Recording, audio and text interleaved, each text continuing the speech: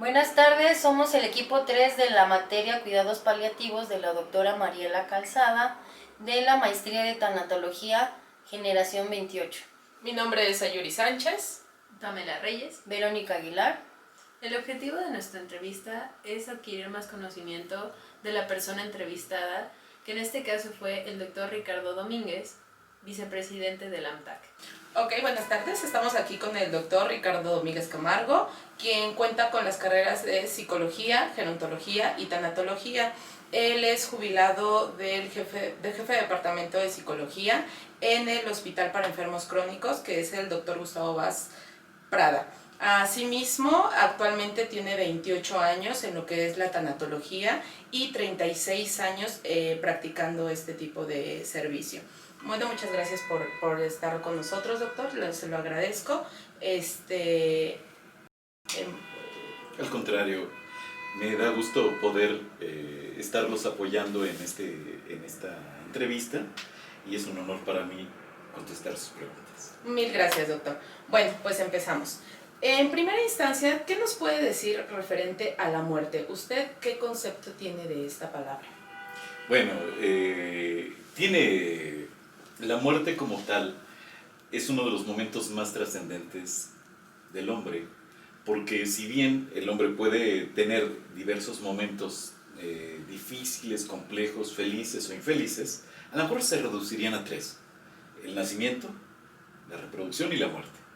La muerte, este último evento, esta última presentación en nuestras vidas, pues es determinante, ¿no? ¿Por qué? Porque determina el fin y el principio quizás para muchos de una nueva vida, o el fin de esta experiencia en esta dimensión de vida. Digo, la tanatología tiene mucho de científico, tiene mucho de social, pero también dista un aspecto espiritual muy importante, ¿no? Ok, doctor, muchísimas gracias. Por otro lado, ¿a qué tipo de dolor se enfrenta usted en su quehacer diario? ¿Podríamos hablar en qué tipo de etapa encuentra usted al paciente, hablando de una negación, de una ira, una rabia? ¿En qué es más frecuente esto? Yo creo que en primero habría que desmitificar un poco esto.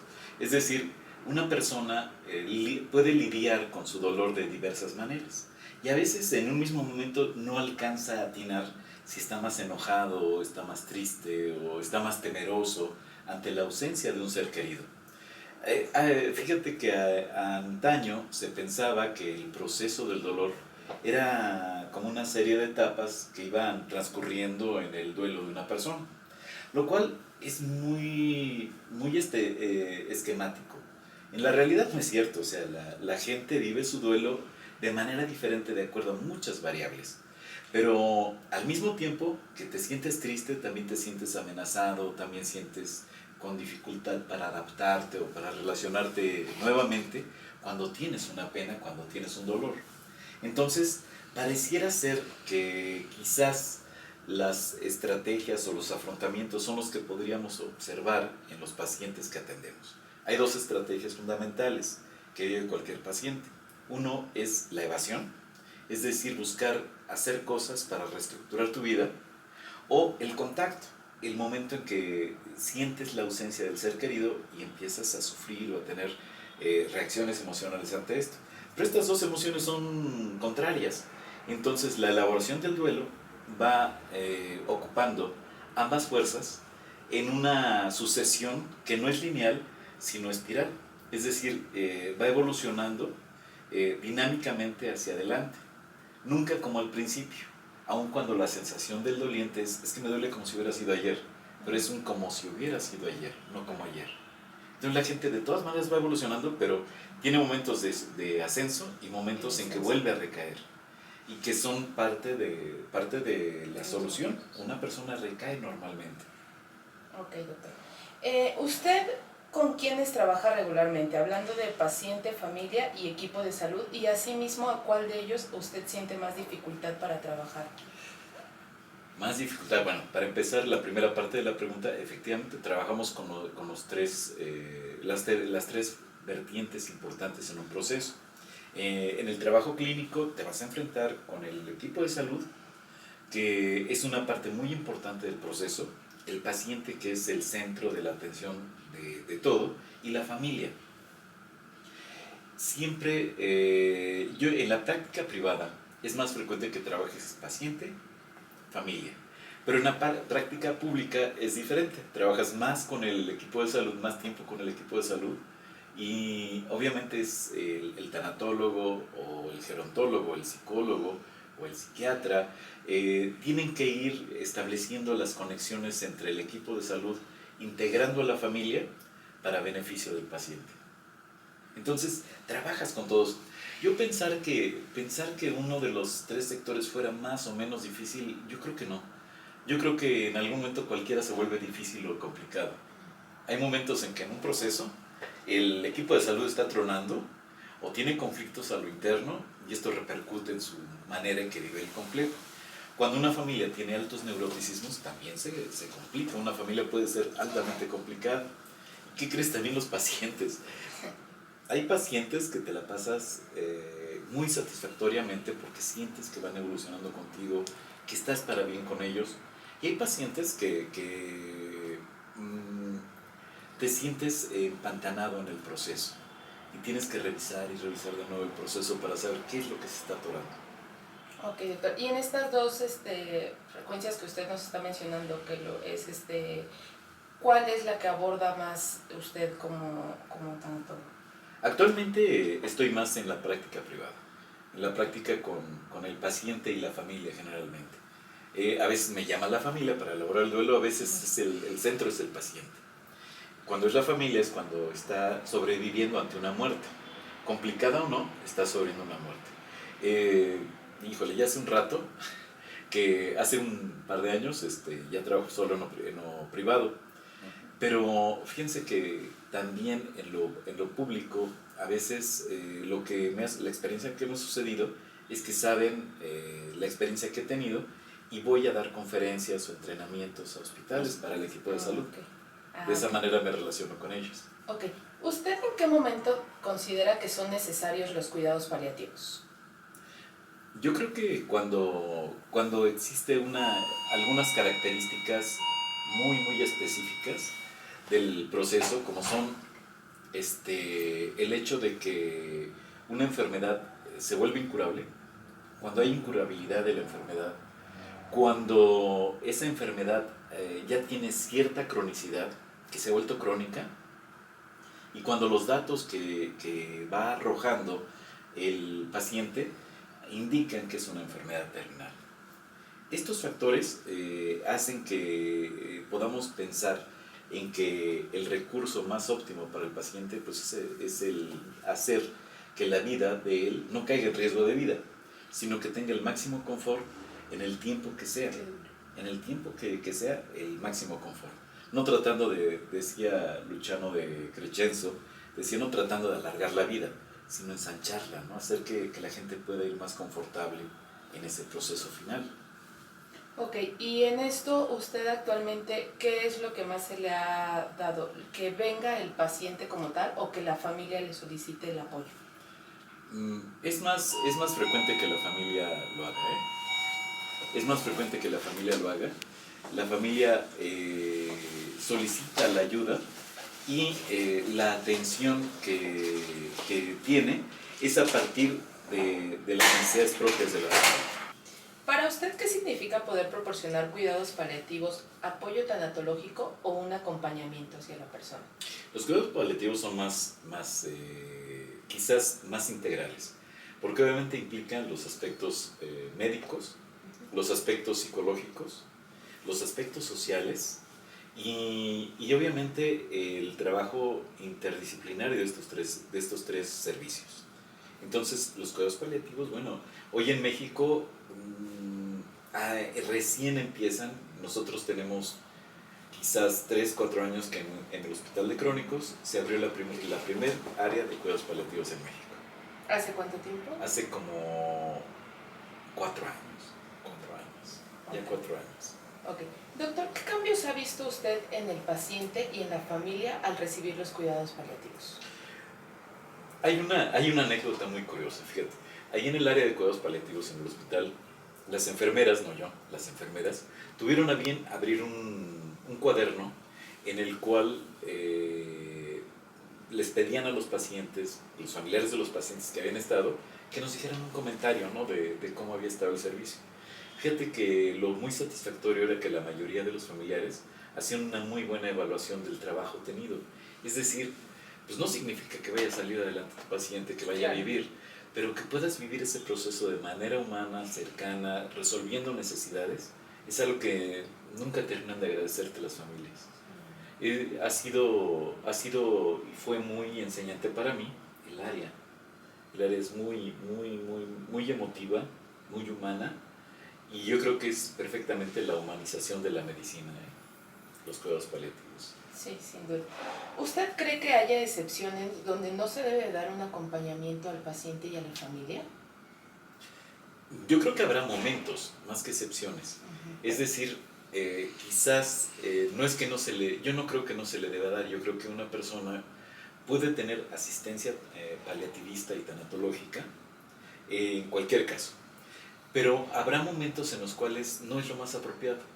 Hay veces que la familia requiere tiempo, requiere espacio, a veces la familia no está en condiciones de recibir asistencia, por ejemplo, después de una operación, inmediatamente después de la muerte. Hay momentos en que uno tiene que aprender a discernir la distancia y el tiempo en el cual sí se puede hacer una intervención buena. Cuando hay una mala intervención, se genera algo que se llama iatrogenia psicológica, que es el querer aplicar una técnica, una táctica y finalmente terminar haciendo daño a través de ello. Entonces yo creo que es algo que se tiene que aprender para evitar dañar pacientes o familias, porque no regresan. No regresan contigo, pero con nadie tampoco, ¿no? Ok. Díganos qué opina usted sobre la sedación paliativa contra lo que es la eutanasia activa. Ok. La sedación, mira, es un cheque en blanco. La sedación es un cheque en blanco.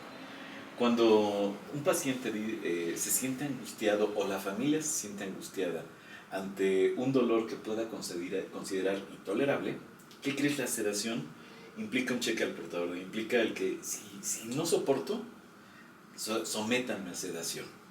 O a veces la familia dice, no puedo verlo sufrir de tal manera, y a veces el paciente ya no alcanza a poder tomar decisiones. Entonces la sedación es una elección positiva en la medida que pueda ser coadyuvar para aliviar el dolor físico o emocional, ¿no?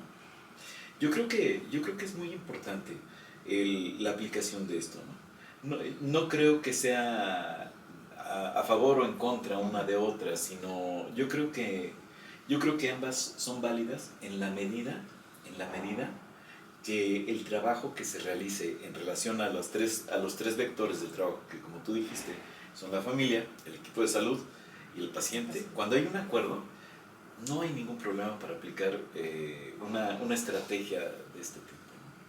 Okay. ¿Usted cómo encuentra usualmente a los pacientes en lo que es ya la etapa final? Yo los encuentro, bueno, frecuentemente cuando me toca trabajar con pacientes terminales, el momento en que la familia decide intervenir a veces es meses antes del momento terminal.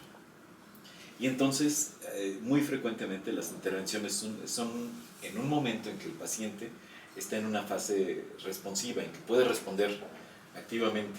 Hay un momento en que el paciente entra en un estado en donde la familia y el paciente requieren esa relación solo entre ellos dos, pero la familia ya se ha preparado. Entonces, frecuentemente me toca previo a la fase de agonía, que es en donde se pueden hacer muchas cosas. Okay. ¿Cómo considera que actualmente en México está lo que son la aplicación de cuidados paliativos? Hay un interés, es pobre, pero lo que está sucediendo en muchas partes del país, y te lo digo porque viajo frecuentemente por todo el país dando conferencias o talleres, y veo y pregunto sobre más o menos cómo son las decisiones o las políticas públicas. Actualmente sí hay mucho interés por parte de los hospitales y de las instituciones de salud por empezar a capacitar al personal en cuidados paliativos y tanatología. Antes no lo habían. Digo, se han hecho intentos, algunas administraciones lo abren, pero la siguiente dice, no importa, y lo empieza a descalificar. Yo ahorita veo un interés que se ha mantenido cierto tiempo. El problema de esto en México es que las políticas públicas se mantienen de manera sexenal o por 3 años. Entonces, después de esos 3 años, híjole, otra vez retomar las cosas es un gasto en tiempo, en dinero, en esfuerzo, en capacitación terrible. Capacita un médico aquí, o un psicólogo, un trabajador social, una enfermera, pero pasa tanto tiempo que requiere actualización. O ese médico, esa enfermera ya se jubiló, ya se fue, ya se cambió de trabajo y se pierde el esfuerzo hecho, ¿no? Es una de las cosas que ha pasado gravemente. ¿Considera que existe alguna diferencia entre cuidados paliativos y tanatología? Sí. Yo creo que la tanatología es este desarrollo humano de la persona que es capaz de hacer un acompañamiento y si no un abordaje en bien del paciente, en donde puedes acompañar sin juzgar, sin opinar, que puedes realmente estar integrado al proceso final de alguien y realmente con toda tu creatividad, con todo lo que tú eres, puedes acompañar ese proceso y lograr establecer nexos entre todos, ¿no? Entre la familia y el paciente, entre el paciente y el equipo de salud, entre la familia y el equipo de salud, es establecer nexos, establecer estrategias para que el paciente pueda resolver sus necesidades, sus miedos, sus dificultades. Ok, una pregunta muy importante para mí, doctor. ¿Cómo se cuida usted mismo para poder brindar un buen apoyo tanatológico, un buen cuidado paliativo con el enfermo? Ok, la manera es no posicionarme, ¿no? No posicionarme. No estoy a favor o en contra, no juzgo, no critico, no condeno. Las personas son humanos, son personas que están llegando a mi vida porque también tienen que ver conmigo. Porque la persona o la familia que está viniendo a buscarme, pues a lo mejor yo también la estoy buscando, ¿no? Y es parte de mi cura o de mi sanación o de lo que yo tengo que ver acerca de mí. Muchas gracias. ¿Nos podría decir cuál ha sido la experiencia que lo ha marcado más en lo que refiere a su trabajo en cuidados paliativos? ¿Alguna que usted tuviera? Ay, es que hay muchas y muy hermosas. Muchas y muy hermosas. Yo creo que una anécdota preciosa, precisamente del Samuel Ramírez, ahorita me acuerdo, ya lo tengo muy presente. Había un paciente que se llamaba Gabriel. Era un paciente, yo creo que ya murió. Era un paciente epiléptico con deterioro cognitivo severo, ya con muchas marcas en la cara. Nosotros aplicábamos terapia a los pacientes recuperables, pero él siempre se metía con nosotros a recibir atención, porque veía que dábamos dulces, que dábamos cigarros, en este tiempo dábamos cigarros. Ahorita ya no se puede, pero siempre se acercaba y entonces yo lo incluía, ¿no? Decía, bueno, ¿por qué no? Y le preguntaba, oye Gabriel, ¿qué es lo que le quieres decir a tus compañeros? Y me acuerdo que él se empezaba a balancear como todo oligofrénico, se pegaba en la frente y decía, ¡vive! ¡Vive! ¡Vive! Esa referencia de vida que hacía Gabriel, dices, bueno, como en un lugar donde alguien puede estar olvidado de la sociedad y de todo, le decía a los demás que estaban mejor que él, Que vive. Entonces, ¿qué puede decir uno, no? Yo le digo a mis alumnos, vive, igual que Gabriel le decía a sus compañeros. Yo creo que lo único que el propósito de todos simplemente es vivir y vivir bien. Sí, cierto. Okay. ¿Usted en lo personal, qué espera de los cuidados paliativos o tanatológicos en un futuro?